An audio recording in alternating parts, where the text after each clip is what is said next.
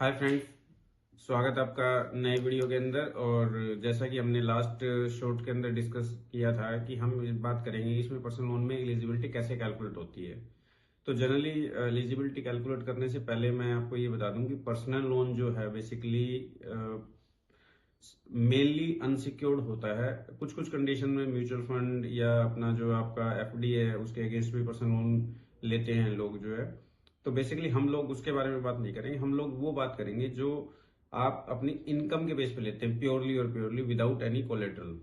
तो generally personal loan salaried customers को मिलता है, और सैलरीड कस्टमर को मिलता है तो वो उनकी सैलरी के बेसिस पे कैलकुलेट होता है, उनकी डेजिग्नेशन के बेसिस पे कैलकुलेट होता है। उनकी जो सैलरी है कितनी आती है बैंक अकाउंट में उसके ऊपर डिपेंडेंट करता है। तो जो आपको जो मेन चीज ध्यान रखनी है कि जैसे मैं आपको एक एग्जांपल के तौर पे बताऊं कि जैसे मान लीजिए कि आपकी सैलरी 1 लाख है। अगर 1 लाख सैलरी है और आपकी जो बैंक मैक्सिमम जो लोन दे सकता है आपको, तो सर्टेन फॉर एक टर्म्स फॉर यूज होती है बैंकिंग सेक्टर के अंदर कि आपकी जो सैलरी 1 लाख रुपए है तो आपको बैंक मैक्सिमम 70,000 रुपए तक की इंस्टॉलमेंट दे सकता है अनसिक्योर्ड लोन के अंदर। कुछ कुछ बैंक 65,000 रुपए तक की इंस्टॉलमेंट देते हैं। तो बेसिकली ये जो चीजें इस चीज पे डिपेंड करती है कि अब 65,000 की, अब मैं एग्जांपल ले लेता हूँ कि बैंक आपको 70% का फोयर देता है। तो 70% फोयर के अंदर मान लीजिए आपकी इंस्टॉलमेंट जो है 21,000 के आसपास की इंस्टॉलमेंट चल रही है, तो बैंक टोटल आपको 70,000 के आसपास की इंस्टॉलमेंट दे सकता था, जिसमें 21,000 की ऑलरेडी आप पे कर रहे हैं। तो बैंक आपको मैक्सिमम जो है 49,000 के आसपास की इंस्टॉलमेंट पे कर सकता है।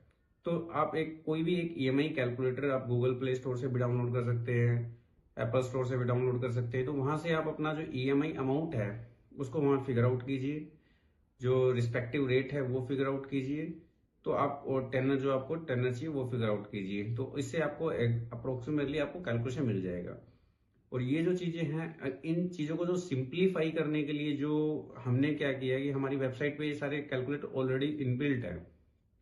तो मैं आपको जस्ट अपने वेबसाइट के थ्रू गो थ्रू कराने की कोशिश करूंगा। तो आप जो है गूगल पे जाना है और एथिक्स सेल सर्च करना है।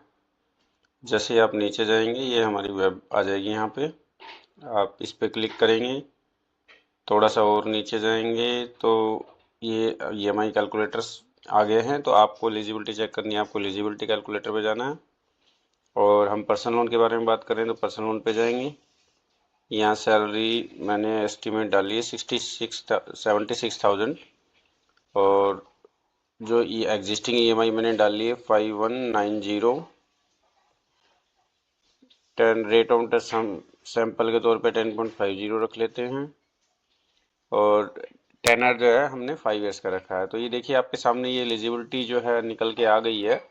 और अगर आपको इससे और क्वेरी तो आप जैसे ही अप्लाई नाउ पे करेंगे तो ये हमारा जो है आप क्वेरी रेज कर सकते हैं। और कोई अगर फीडबैक है आपको तो आप व्हाट्सएप पे भी हमसे यहाँ पे अप्रोक्स एलिजिबिलिटी जो फाइनल लोन अमाउंट रहेगा वो बैंक के जो क्रेडिट टीम है वो डिसाइड करती है।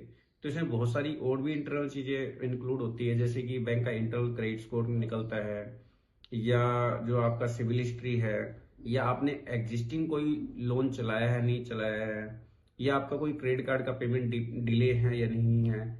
और कुछ एक ऐसे डेजिग्नेशंस भी होते हैं जिन डेजिग्नेशंस पे बैंक की मैक्सिमम कैपिंग होती है। जैसे कि हम ऑटोमोबाइल इंडस्ट्री के अंदर अगर जाएं तो जितने भी ऑपरेटर तरीके के प्रोफाइल होते हैं और जिनकी सैलरी एक सर्टेन सैलरी से कम होती है, कुछ कुछ बैंक्स में ये करीबन 35,000 से नीचे सैलरी है तो उनको एक ब्लू कॉलर एम्प्लॉयज की तरह ट्रीट किया जाता है। कुछ बैंक्स में यही सैलरी 60,000 से नीचे है तो वो ब्लू कॉलर एम्प्लॉय अगर है वो ऑपरेटर इस तरीके के तो वो उस कंडीशन में लोन नहीं करते हैं। तो ये भी छोटी छोटी चीजें हैं जो बेसिकली आप लोग चेक कर सकते हैं बिफोर लोन अप्लाई। और अगर इसमें किसी भी तरीके की क्वेरी है तो आप यहीं पे नीचे आप जब जाएंगे तो इस पे अप्लाई नाउ पे जब आप क्लिक करेंगे तो यहाँ पे ये अप्लाई नाउ का एक फॉर्म खुल जाएगा। आप इस पे अपनी क्वेरी रेज करेंगे और ये क्वेरी सीधी सीधी हमारी टीम के पास आ जाएगी और हमारी टीम आपको तुरंत ही कॉल बैक करेगी। और आपको जो चीजें आपकी समझ के और उसके हिसाब से आपको अप्रोक्सीमेटली आपकी एलिजिबिलिटी, आपका लोन कहाँ से बन सकता है कहाँ से नहीं बन सकता, वो चीजें आपको डिस्क्लोज करके और आपकी लोन गो थ्रू करेंगे। तो आई होप मैंने जो ये चीजें आपको बताने की कोशिश करी है इससे जो है आपका काफी पर्पस सोल्व हुआ होगा। और मुझे ऐसा लगता है कि इन चीज़ों से आपको बेसिक आइडिया मिल जाएगा कि आप जब आप लोन अप्लाई करें तो आप कहाँ कहाँ करें। और इससे जो नेक्स्ट वीडियो है हम उसमें इस बारे में बात करेंगे, जो डॉक्यूमेंटेशन पार्ट है, आपको कौन कौन से डॉक्यूमेंट चाहिए, बैंक किस किस डॉक्यूमेंट में क्या क्या चीज़ें चेक करता है, आपकी कंपनी कैटेगराइजेशन मायने रखती है, आपकी कंपनी कितनी पुरानी है नहीं पुरानी है, बैंक बहुत सारी चीज़ें देखता है जब लोन अप्लाई करता है। तो बेसिकली हम नेक्स्ट पार्ट में हम बात करेंगे डॉक्यूमेंटेशन पार्ट। और डॉक्यूमेंट्स पार्ट में थोड़ा थोड़ा हम इस चीज़ पे भी बात करेंगे, गौर करेंगे कि बेसिकली जो डॉक्यूमेंट जो बैंक लेता है उन डॉक्यूमेंट में बैंक क्या चीज़ चेक करने की कोशिश करता है। तो I hopeful this video will be helpful for you. If yes, please comment. We glad to know.